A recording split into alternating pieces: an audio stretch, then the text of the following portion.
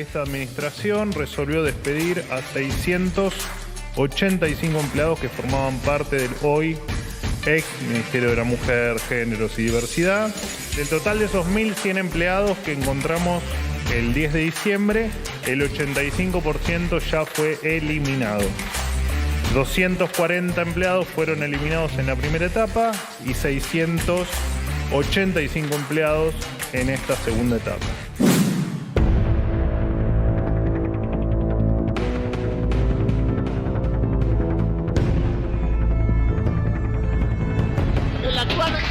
Tuvo que actuar la policía para que nadie más salga lastimado. Dejaron los tiros, las balas de goma, siguen tirando piedras, vuelan la bala de goma. Vamos a corrernos porque estamos en el medio del campo de batalla, ¿eh? No se está pudiendo revelar información porque eso pondría en riesgo la evolución de la investigación, pero se están explorando nuevas hipótesis. Así que se está trabajando arduamente para, lograr encontrarlo. Bullrich fue y brindó asistencia. Y brindó asistencia hasta donde la dejaron. Porque no es que permitieron que las fuerzas federales participaran activamente del proceso. Aún así, en ningún momento se le quitó el hombro. Y cuando, para sacarse el problema de encima, se sube el problema a nivel federal, se va y se enfrenta. O sea, entonces hoy no se trabaja con una hipótesis o dos hipótesis, sino que se amplió el número de hipótesis y se está trabajando en todas. Y se está haciendo un esfuerzo por encontrar a Loan. No sé si estoy equivocado, Héctor, ¿cómo pensarás? El Lucho faltó respeto a la verdad, nos engañó, mintió no solamente al pueblo boliviano, sino al mundo entero. Entonces, si tenés $0 y tendrás $0, hermano, estás en problemas. Por más que tengas 0 de déficit fiscal, aunque sea un déficit fiscal trucho, cada vez más trucho. Y además de trucho, es insostenible, es insostenible. ¿Cómo hacen para sostener esto? La única manera que tenía Milei de sostener esto era si hacía una dolarización. Me parece que explicar el sentido común a un personaje del tamaño político que ha tenido en su momento la doctora Kirchner y que ha tenido asumando los destinos de la patria, causa también cierta pena, ¿no? Porque, es entender lo elemental, lo fundamental y lo obvio. Cada vez que hubo una sospecha / sombra de corrupción sobre algún miembro del gobierno, fue eyectado absolutamente. Es decir, yo, encuentro a alguien con la mano en la lata, no tengo ningún problema de ponerle un cañonazo en la cabeza. El que las hace, las paga. Casi que sería un esquema persa. ¿No? Esquema persa. Y sí, te agarro robando, te corto la mano. Bienvenidos a MMC, el programa de Maxi Montenegro, al que le mandamos un abrazo. Vamos a tener una edición muy fuerte, muy caliente, de un día muy caliente, donde están pasando cosas en lo económico, en lo político y también en el caso que más conmueve a la Argentina por estos días, desde hace muchos días lamentablemente, que es el caso Loan. Hoy tuvimos un día donde los mercados volvieron a bajarle el pulgar al gobierno cuando supuestamente después de la ley bases y del paquete fiscal le tenía que decir tutto bien, todo para arriba. No, sigue siendo como en el viernes, todo para abajo, con el agravante de que cayeron estrepitosamente las acciones de los bancos, que es el sector más afectado por esta medida técnica que decidió el gobierno anunciar el viernes por parte del ministro de Economía y del presidente del Banco Central. Pero también tenemos los problemas que genera la motosierra en el Estado en esta nueva fase. Una fase 2 que se parece bastante a la fase 1, en donde termina el mes de junio y se dispararon los mails, no los telegramas, sino los mails, cesando contratados en múltiples áreas del Estado. Ministerio de la Mujer, Hospital Posadas, el INTI, el SENASA. Por todos lados el gobierno sigue pasando de una manera bastante poco clara. No se sabe bien cómo elige a quién sí, a quién no, pero lo claro es que vuelve a deshacerse de un montón de gente que trabaja en el Estado, no sabemos bien en qué situación, pero que le cesan el contrato.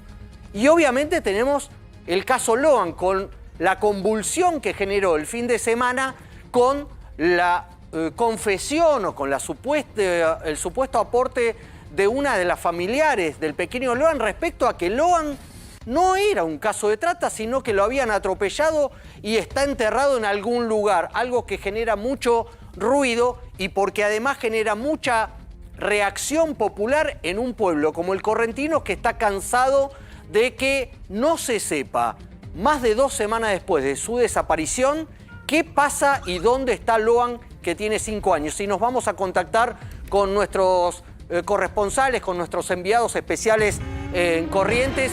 Cecilia Conesa es una de ellas. ¿Dónde estás, Cecilia? Muy buenas noches. Bueno, nos encontramos en una movilización masiva que comenzó en Plaza Cabral y se movilizó hasta la Plaza Central frente a Casa de Gobierno en Capital. Y ahora se movilizaron hasta la casa del gobernador con un cordón policial de 1 cuadra. Lo mismo sucedió en Casa de Gobierno.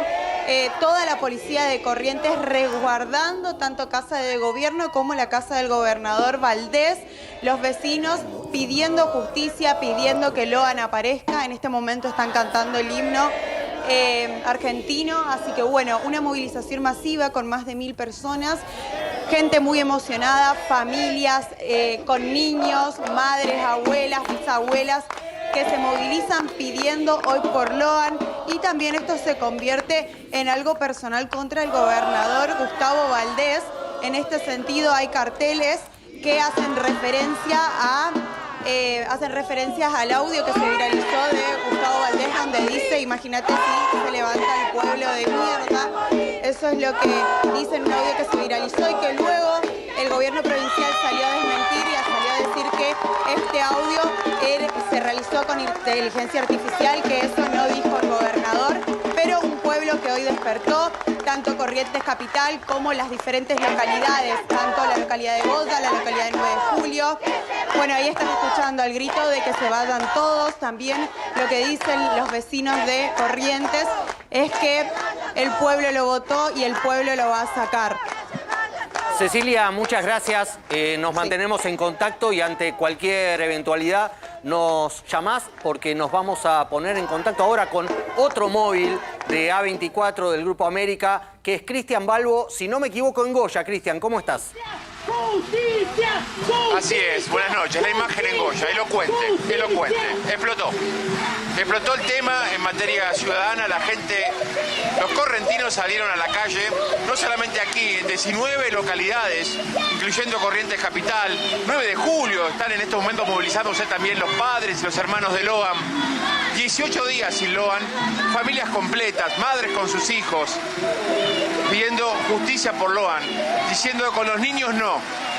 Y se da en el marco de una investigación que tuvo un giro de 180 grados este fin de semana a partir de una declaración crucial, como fue la de Laudelina, que para los vecinos de Corrientes fue una declaración armada. No le creen, la propia familia de Loan no le cree.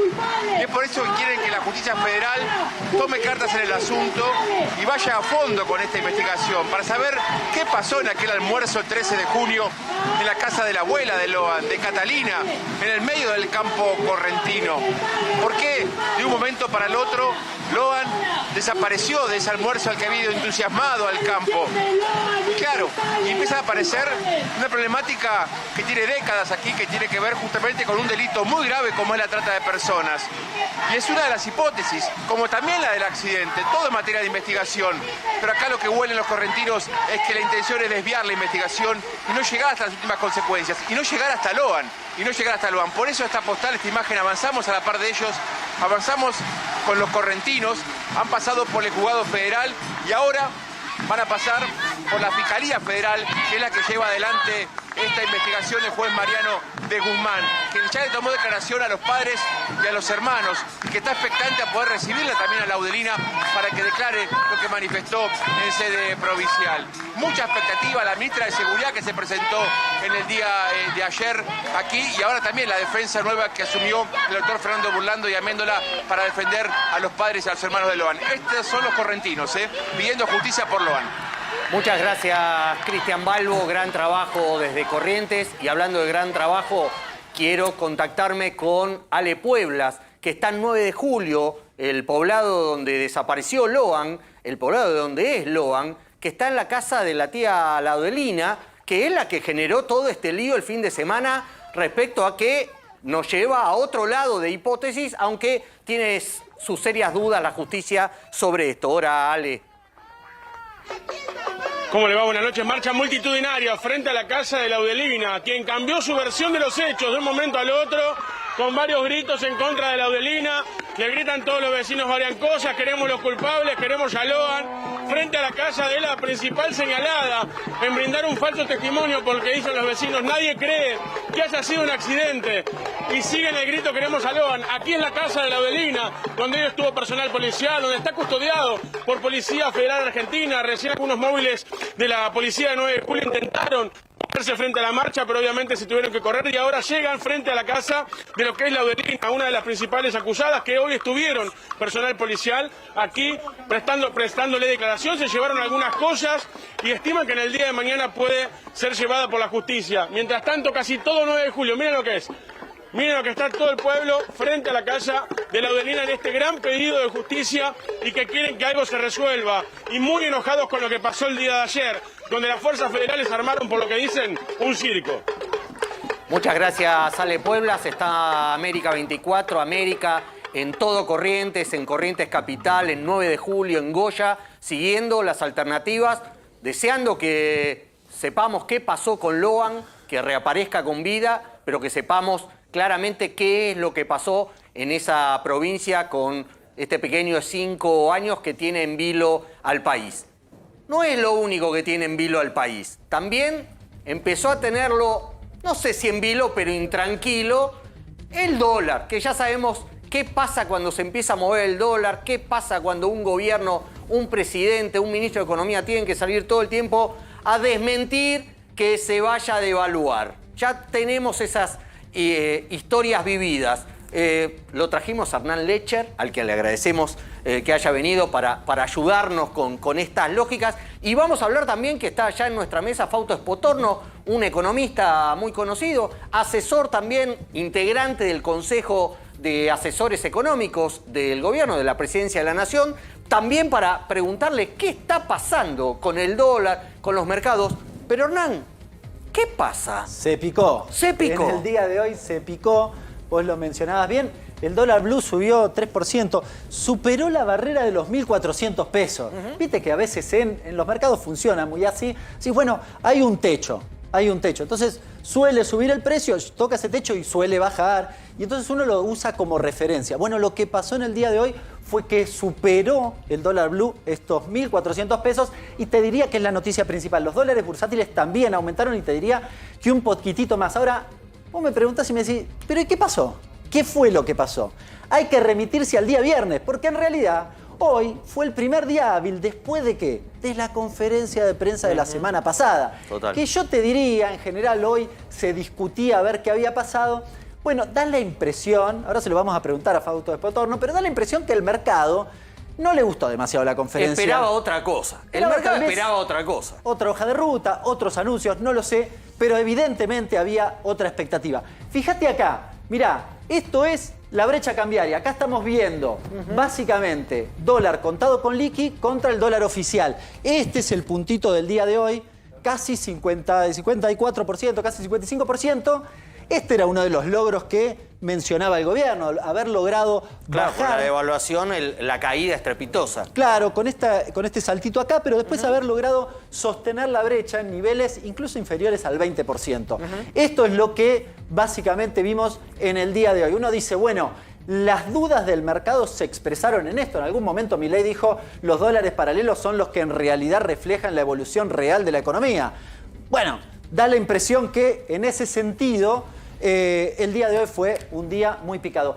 Pero en el fondo, ¿qué es lo que está viendo, según mi óptica, el mercado para que se reflejen estas tensiones cambiarias? Te diría, si querés pasamos a la placa siguiente, que tiene que ver con la apreciación cambiaria. Acá me corro para que se pueda ver. Mirá, a valores del 27 de junio, es decir, hace un par de días atrás, 911 estaba el dólar mayorista. Claro. Bien, fíjate que la curva está casi en los niveles de cuando asumió Milei.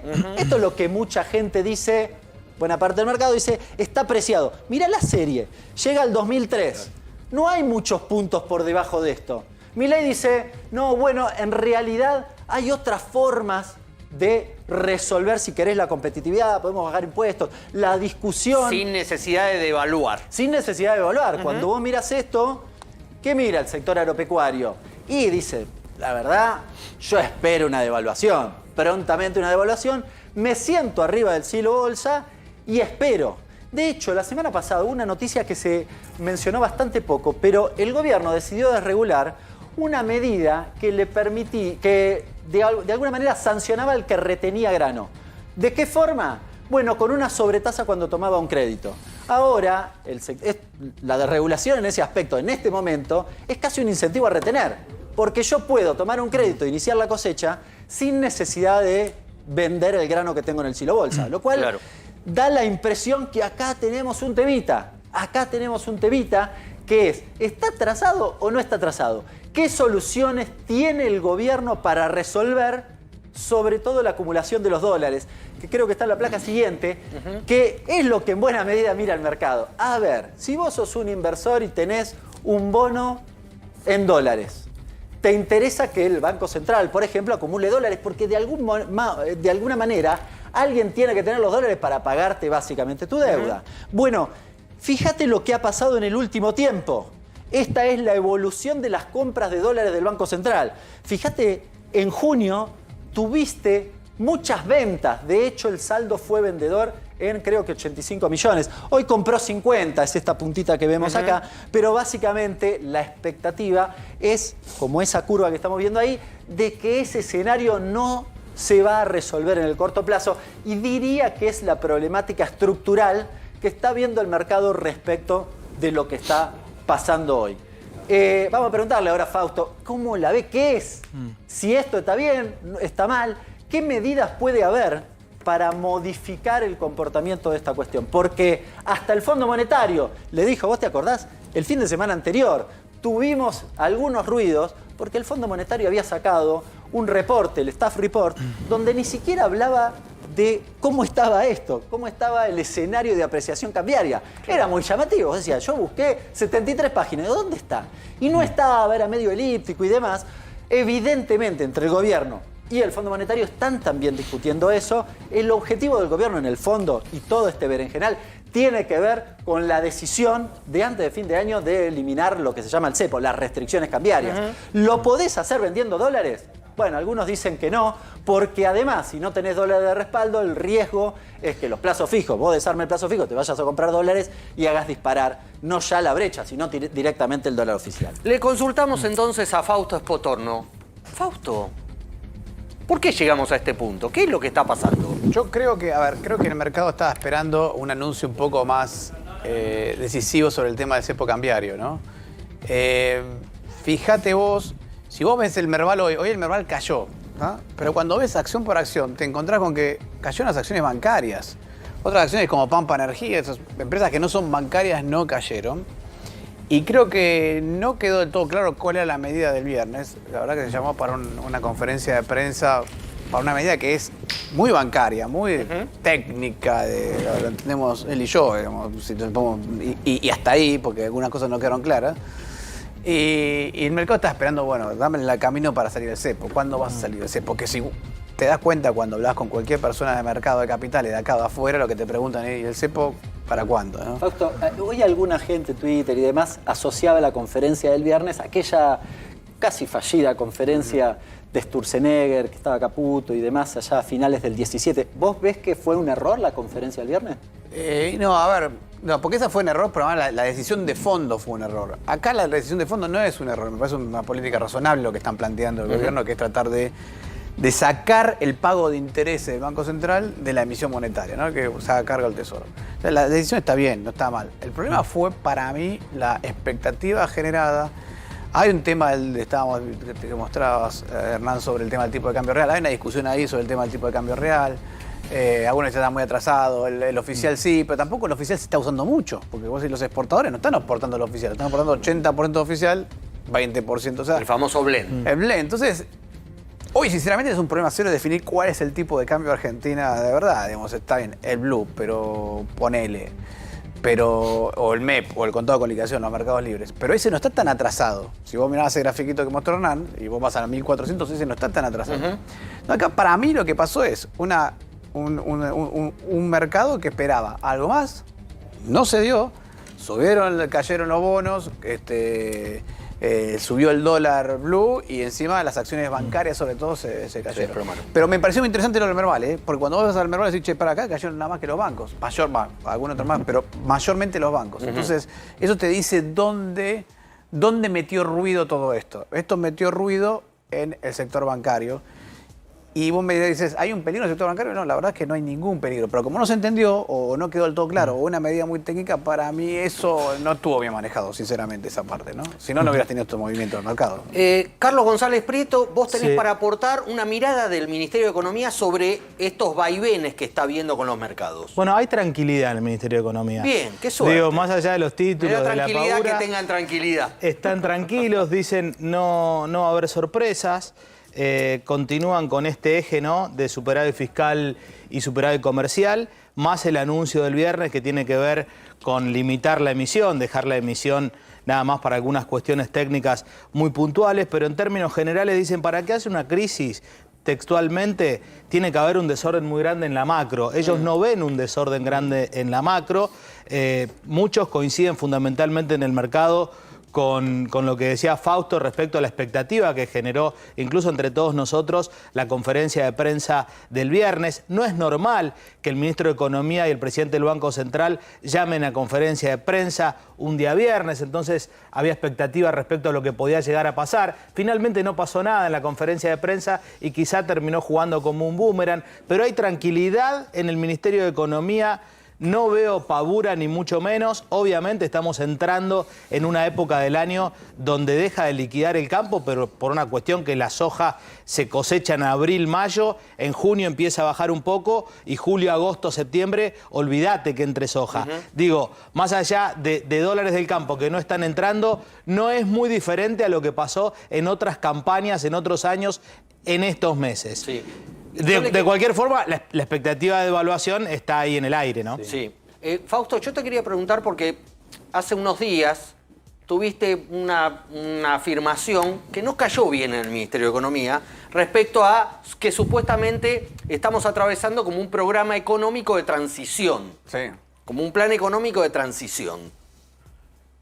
La conferencia de prensa del viernes, los rumores respecto o las presiones que hay para que el gobierno devalúe, para que termine con el tema, para volver a achicar la brecha, ¿te generan la ratificación de que esto es un programa de transición y hay que pasar a otro estadio, que la fase 2 no alcanza con más de la fase 1 recargada? Vale, si lo pongamos con los términos del gobierno, yo creo que la fase 2 es del mismo programa de transición, digamos. Claramente, el momento donde pasás del programa... Aquí ya me refiero yo con un programa de transición a un programa más... Se llama un programa más mileísta. Milei planteó en la campaña un montón de planteó desregulación económica, apertura económica, dolarización o competencia de monedas, un montón de cosas que hoy no se están haciendo. Con toda razón, porque hay que coordinar todo el desbalance fiscal, el desbalance del Banco Central, etcétera, el cepo cambiario. Entonces, todavía estamos en ese esquema.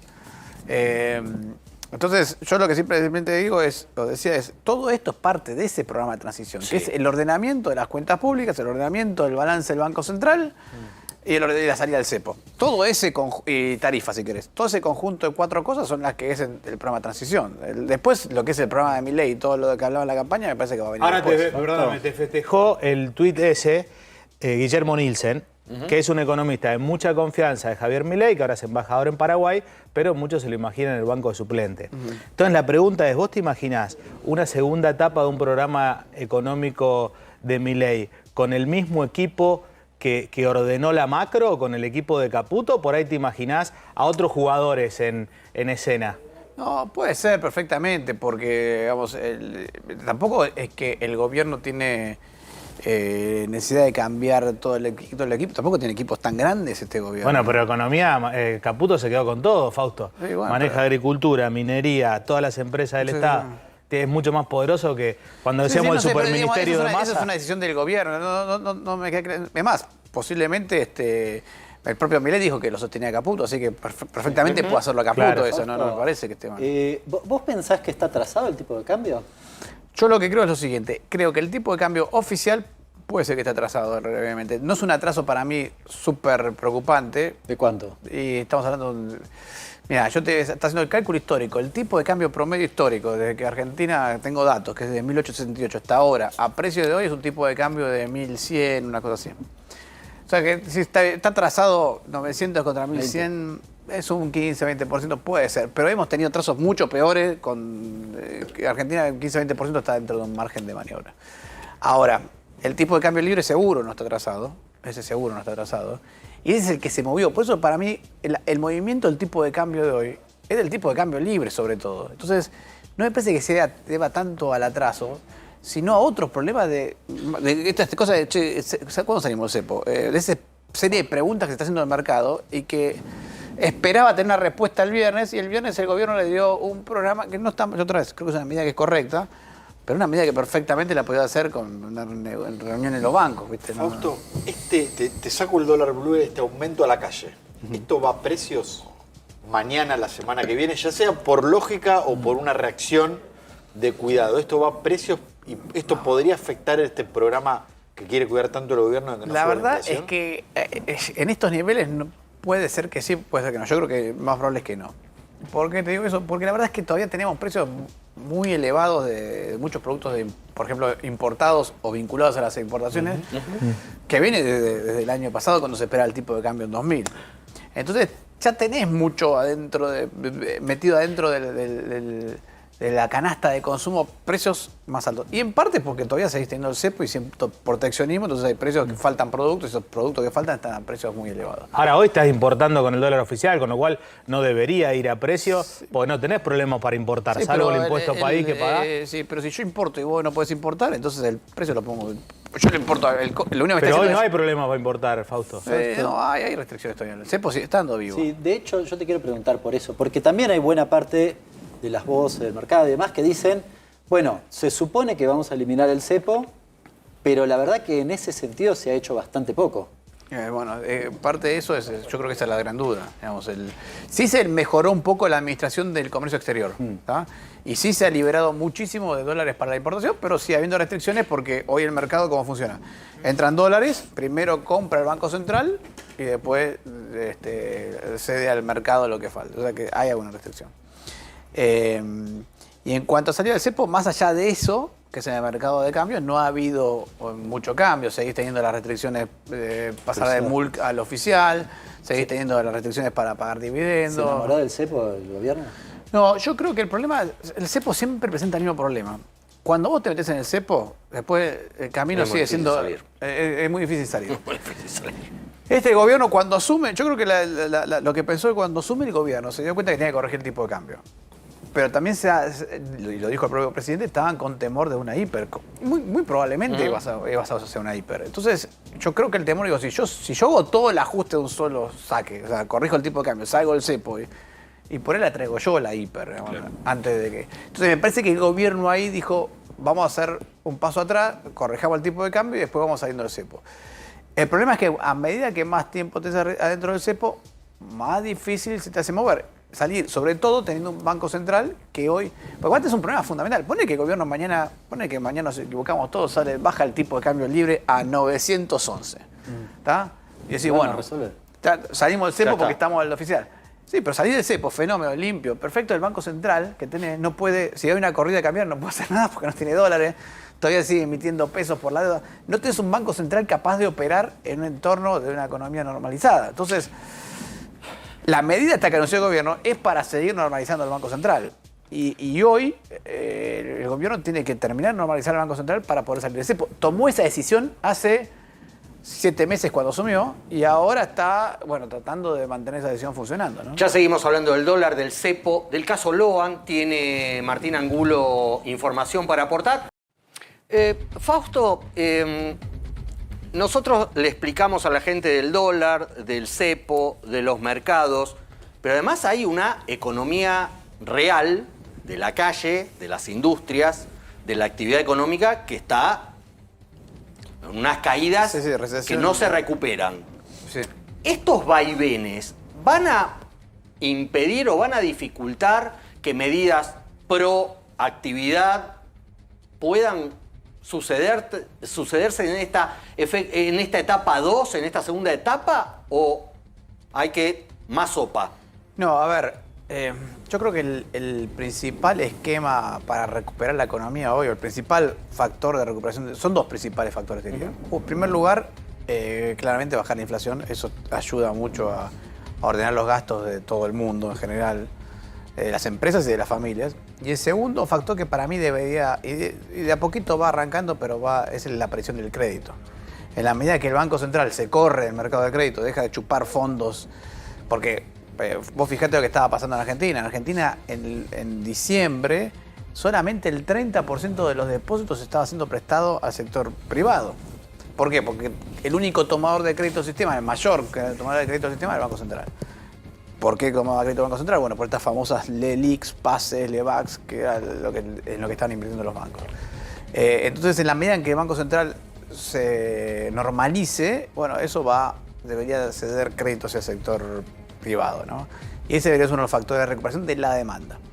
Y del lado de la oferta, para mí, se va a empezar a recuperar con más solidez la economía. A ver, no digo recuperar, crecer la economía, que es lo que más me preocupa, porque rebote va a haber. En Argentina casi todas las recesiones de este tamaño, no estamos hablando de que no han sido recesiones. ¿En qué tiempos calculás vos que puede haber un rebote? Aunque sea algo. No, mira, te voy a decir un dato. Lo que estamos viendo nosotros es que desde marzo que la actividad económica quedó en el piso, pero por lo menos ya no está cayendo. El dato del EMAE de abril fue una leve caída. Nosotros nos había dado suba en abril, pero nos dio caída en mayo. Calculo que a ellos les va a dar revés. Pero mi sensación es que ya estás tocando un piso a partir de marzo y ahí quedarán, para mí vas a empezar a ver rebote para el tercer trimestre, a partir de agosto. A partir de agosto. A partir de agosto. ¿Cuál va a ser pero históricamente siempre fue así. Casi todas las recesiones argentinas tienen un proceso de caída. Hay que pasar al invierno, diría alguien. De 9 meses y un periodo de recuperación de otros 9 meses. Los datos del IVA de junio no son buenos, de hecho, pero bueno, confirma esto que vos decís. Pero, ¿cuál va a ser el motor? ¿Qué? ¿La inversión? No, el rebote económico, acá hay que separar dos cosas. Crecimiento económico y rebote económico. Siempre hicimos a recuperar esta diferencia, pues es importante. Rebote económico para mí va a venir al lado de cierta recuperación del crédito y aumento de la capacidad de consumo en ese sentido del consumidor. Por ahí no un lado de ingreso, pero sí... ¿El salario le va a ganar a la inflación? O empatarle, pero aunque el empate recupera por el lado del crédito, ¿no? Bueno, la aparición de crédito. Ese es del lado de la demanda. Ahora, crecimiento económico, que es lo más importante, yo creo que eso no lo vas a tener hasta que no logres salir del cepo. O sea, para mí eso. Pero un segundo. No va a haber recuperación de los salarios.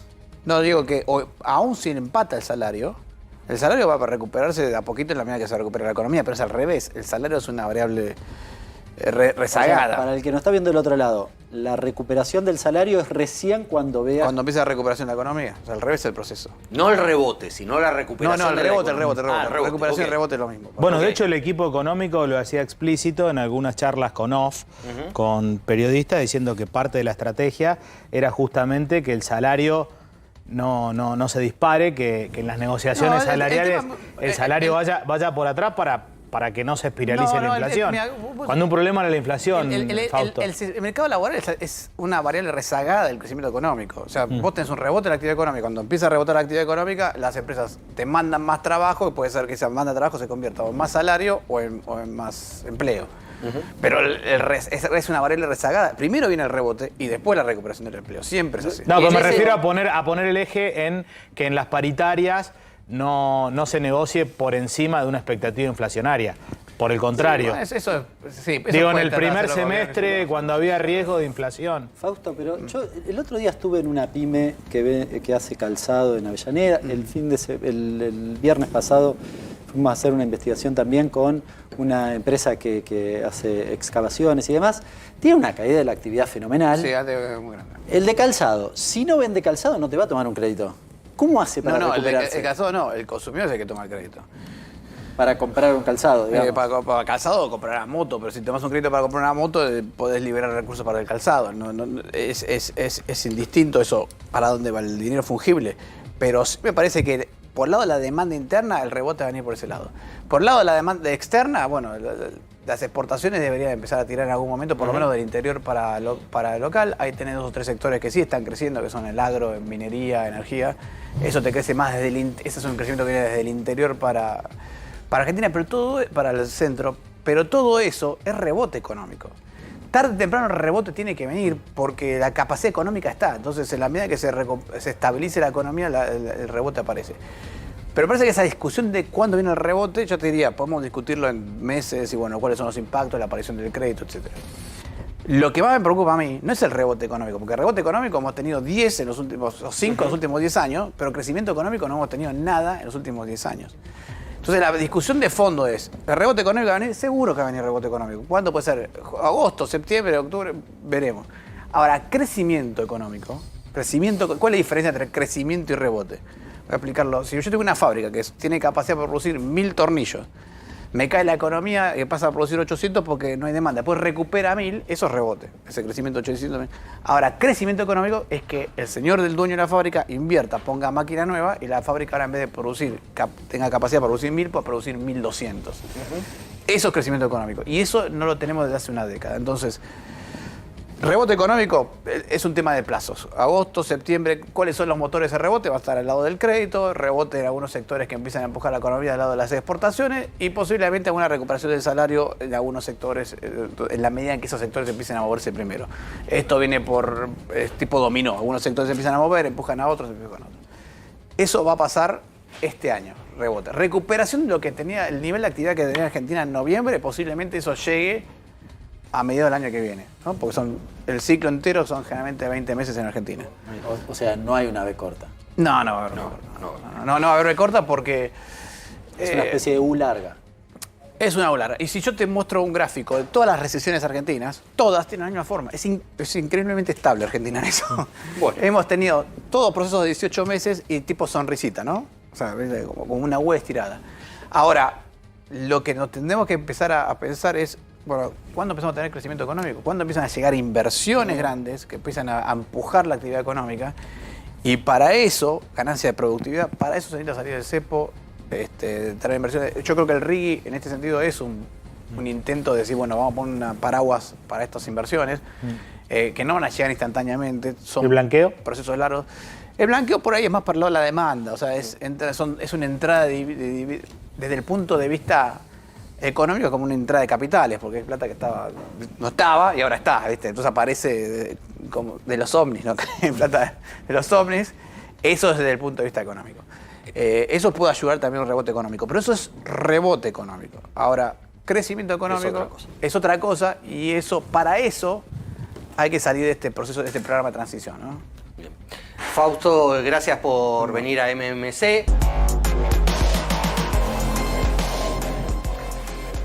Volvemos a MMC, el programa de Maxi Montenegro. Carlos González Prieto. El PRO acaba de emitir un comunicado después de que el presidente dijo que él pensaba en fusionarse con el PRO. Sí. Que el PRO se fusione a La Libertad Avanza. ¿Y ese comunicado es de fusión? No, es un comunicado de despegue, si querés. La Fundación Pensar, muy vinculada al PRO, hoy presidida por María Eugenia Vidal, pero con toda la potencia de Mauricio Macri, sacó un comunicado duro, si querés, pensando en que figuras del PRO, a ver, Patricia Bullrich es parte del gobierno, Petri, que fue, si bien es radical, fue candidato a vicepresidente, es parte del gobierno.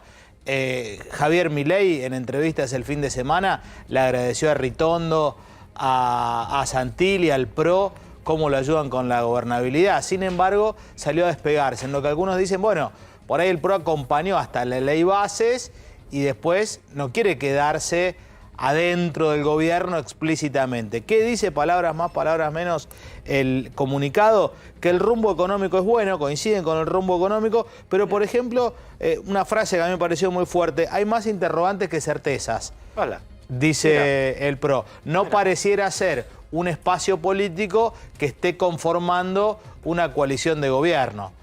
Duro el PRO entonces, y también esto, por ahí vos lo entendés mejor y lo podés contar mejor, pero esa tensión entre Bullrich y Macri por ahí se hace explícito también en este comunicado cuando Totalmente. Bullrich queda solita dentro del gobierno. Está todo en juego ahí. Antes de volver a escuchar a Hernán Lecher sobre el dólar y los mercados, no se pierdan estos consejos. Hernán, contanos en qué se basa esta letra que les van a que les van a dar a los bancos desde el Tesoro para rolearles, para caminarles los intereses de la deuda. Letra de regulación monetaria básicamente significa que el Banco Central, en lugar de recibirte la plata y colocártela en un pase, te va a decir, no, en pase no hay.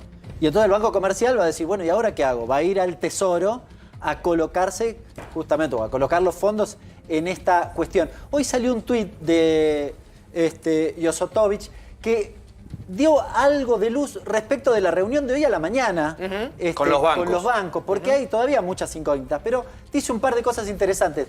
Las letras tendrán un cupón a tasa flotante. Esto es lo más importante. Básicamente lo que está diciendo es que van a pagar una tasa de interés o un cupón por encima de lo que vos pongas ahí. ¿Por qué es importante? Porque eso va a significar intereses adicionales para la deuda del Tesoro. Y eso en la práctica significa vas a tener que hacer un ajuste adicional para pagar esos intereses. El resto más o menos se sabía, tasa de política monetaria la pone el Banco Central, pero se va a utilizar como referencia para estas letras. Martín Angulo, por primera vez el presidente Milei habló públicamente del caso Logan. Exactamente, lo hizo ayer en una entrevista con un canal colega. Diría dos cuestiones centrales de lo que dijo Milei. La primera, una crítica y a quién, porque Milei dijo, cuando nos llamaron brindamos toda la colaboración que teníamos, en referencia al Ministerio de Seguridad de Patricia Bullrich, pero también dijo que hasta donde nos dejaron. ¿Quién fue el que no dejó que el gobierno nacional colabore más? ¿Fue en una primera etapa cuando la causa estaba en la justicia provincial? ¿Fue más adelante? Ahí dejó algo abierto. Y también dijo Milei que todas las hipótesis están abiertas. Lo dijo ayer cuando en la causa se presentaba otra nueva hipótesis sorpresiva a lo que se venía trabajando hasta ahora, que es la posibilidad de que Logan haya sido atropellado y enterrado. Algo que generó muchísimo ruido porque esta versión la lleva Laudelina Peña, que es la tía de Logan. No lo hace en la causa donde se investiga la desaparición de Logan, lo hace en una fiscalía de la ciudad de Corrientes de madrugada, presentando una denuncia por amenazas contra el matrimonio del militar Pérez y de la exfuncionaria de 9 de julio, Cayaba, que dice que la amenazaron si contaba que ellos habían atropellado a Loni y que lo había enterrado. En ese contexto es donde también aparece la declaración del presidente. Un fin de semana en la que no solo habló Milei, sino que fue, te diría que desde el comienzo de la causa, Javi, hace 18 días, los días de mayor presencia de la política. ¿Por qué? Porque el sábado temprano aparece el gobernador de Corrientes, Gustavo Valdés, con un tuit muy extraño, diciendo o dando a entender que había un vuelco en la investigación y que la causa estaba cerca de tener una conclusión o de tener novedades muy importantes.